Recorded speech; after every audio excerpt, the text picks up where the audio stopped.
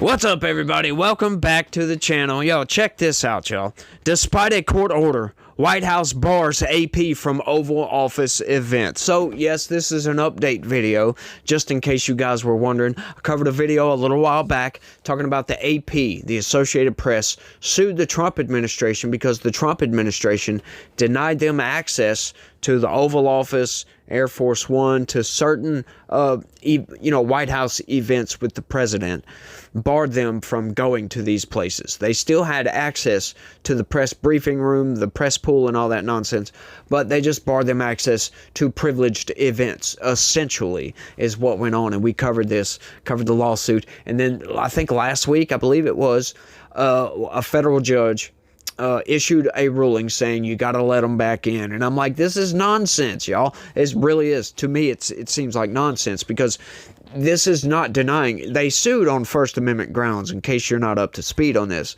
Sued on First Amendment grounds. Now, once again, like I said, they did not deny them access to the White House press briefing room. None of that. Just privileged access places like, the Oval Office and Air Force One, blah, blah, blah, blah, blah. You get it. And the judge said, no, you got to let them back in. And my argument on this is like, okay, so if this judge is going to force the AP, force the Trump administration to allow the AP to come in, now anybody and everybody that claims or can get away with being a journalist like me, because I read and present news and I post my videos online, I can call the White House and say, look, I want access to Trump. I want access to the Oval Office and Air Force One so I can do my reporting, blah, blah, blah, blah, blah, blah, blah. And if they say no, now, under that precedent, I can sue, and they're going to be forced to allow me to go in. That makes no sense, folks, because you can only allow so many people to come in to these places at a time. So what I think the administration is now going to have to do, they're going to have to make up some sort of schedule and rotate these people out, because you cannot, I'm sorry, that is not how this country is supposed to work. You cannot force the administration to allow certain people into privileged areas, by the way. And they even admit this in this news article. But let's get into it right quick, now that we got the basic rundown. Despite a court order, a reporter and photographer from the Associated Press were barred from an Oval Office news conference on Monday with President Donald Trump and his counterpart from El Salvador, Nayib Bukele. Now, interjection right quick. Reporters asked Bukele about Abrego Garcia, the guy that was mistakenly deported to El Salvador, and asked about his return or whatever. And he's like, I don't have to comply with that. So he's like, you can't make me send the guy back. He's like, that makes no sense. I'm going to send a terrorist to your country? I'm not doing that. I'm sorry. So that's like, boom, just right in that judge's face, as a matter of fact, because as you guys know, if you follow this channel, I covered that news article quite heavily as well. And I almost covered that for today, but I saw this one and I'm like, when I read this, I'm like, yeah, I can squeeze that in so we can kill two birds with one stone, if you will. And yeah, so Bukele basically said, oops, he was accidentally deported to this country.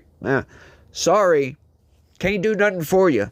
Your courts have no jurisdiction over me. Is basically what he told him. He gave him the finger and said, bye-bye, kick rocks, my friend. So, as an aside, getting back to it. Last week's federal court decision forbidding the Trump administration from punishing the AP for refusing to rename the Gulf of Mexico was to take effect Monday, which is today.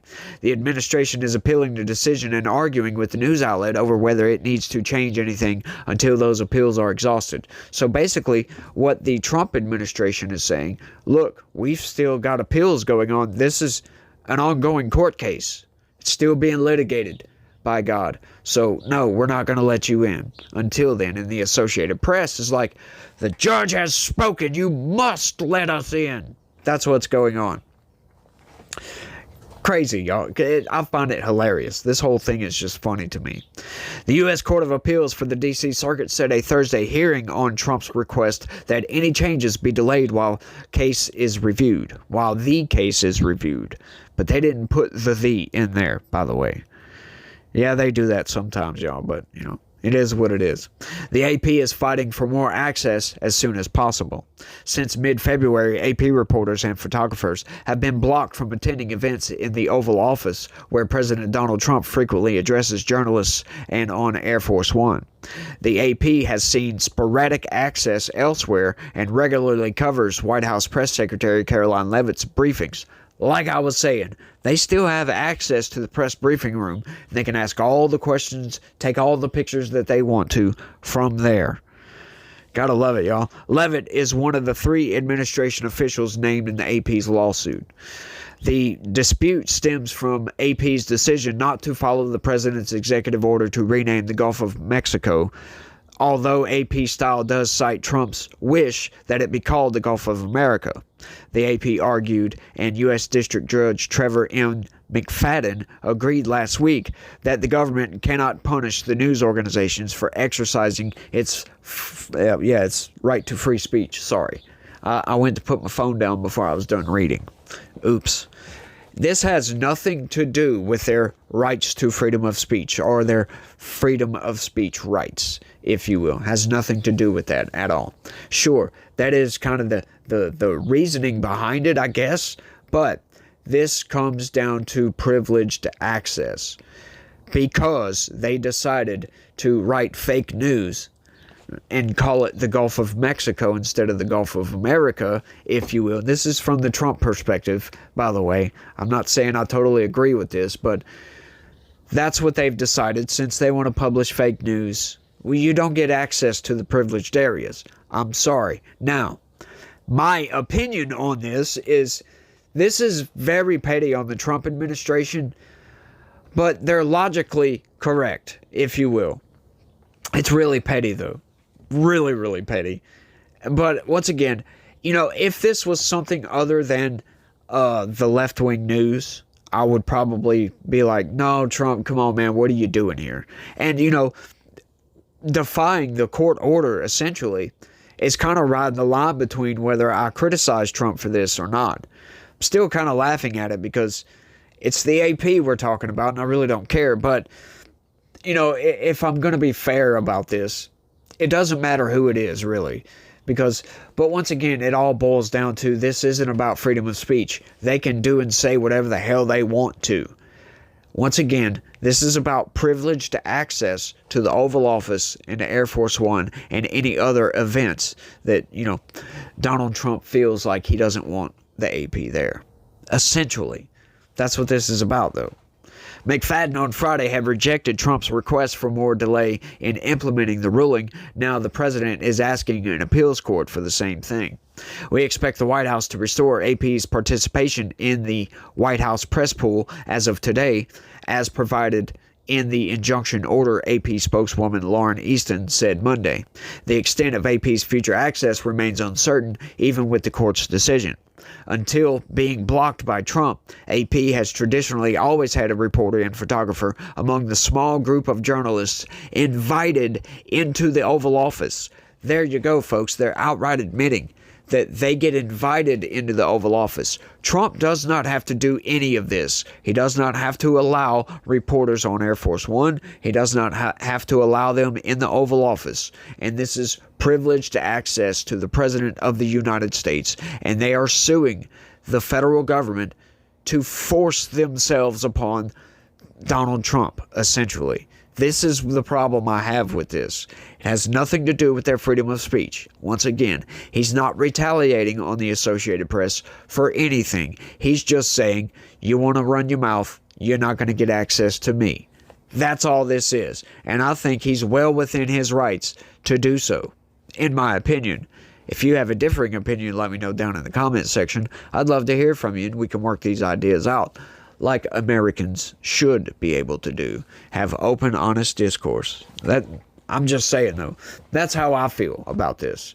But, Donald Trump is riding a line right here.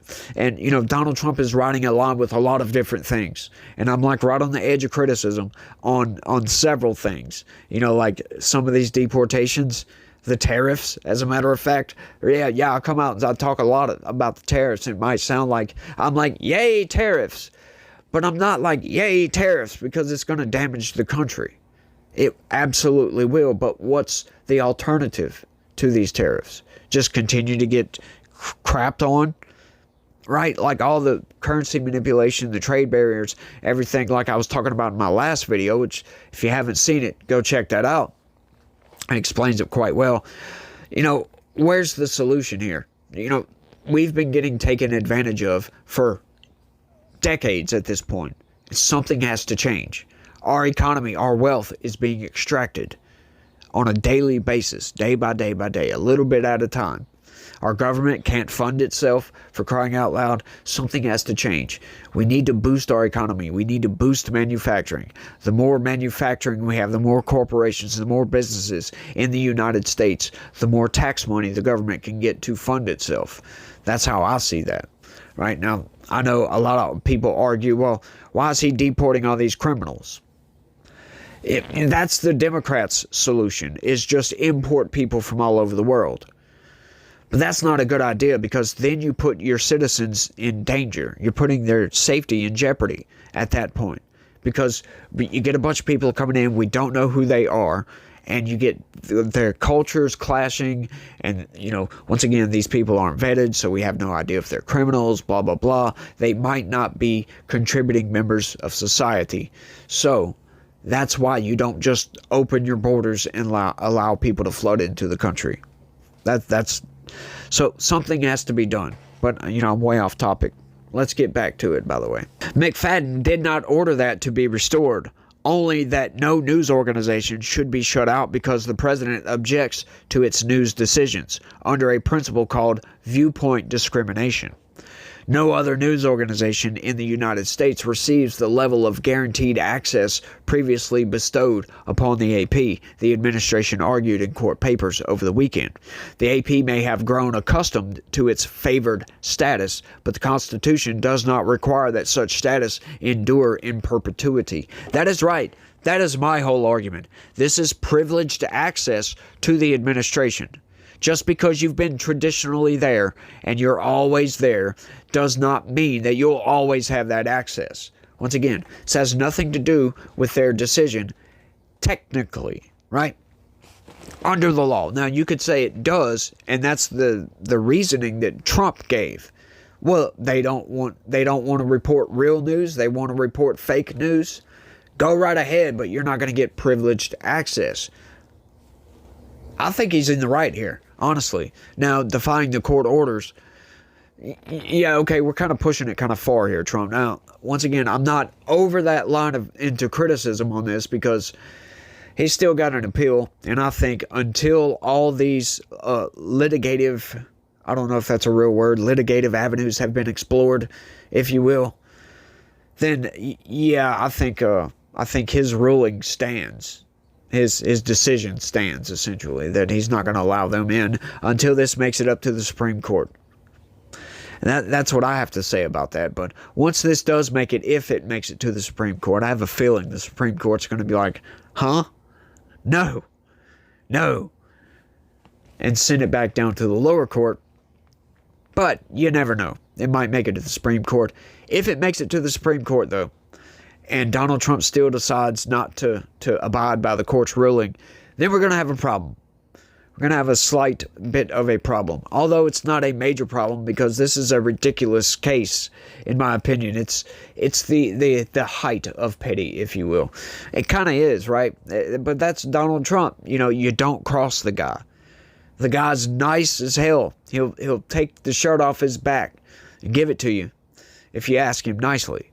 But if you cross him, you're public enemy number one, and he is not going to pull any punches at all. And he shows that time and time again.